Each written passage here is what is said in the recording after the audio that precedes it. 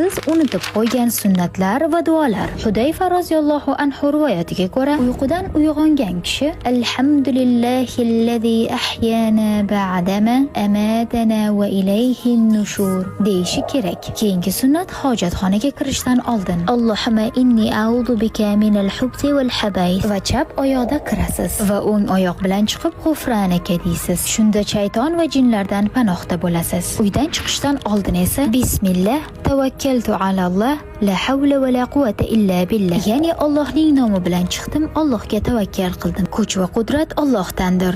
Uyga kirishda esa bismillahi valajna va bismillahi xorajna va alallohi robbina tavakkalna. Shunday deb uyga kirasiz yoki bismillah deb kirasiz. Albatta uydagilarga salom berasiz. Agarda uyda hech kim bo'lmasa, assalomu alayna va ala ibadillahi vas solihin deysiz. Uxlashdan oldin esa bismikallohumma amutu va ahya, Alloh nomi bilan o'laman va tirilaman. Sizchi, siz qaysi duolarni bilasiz?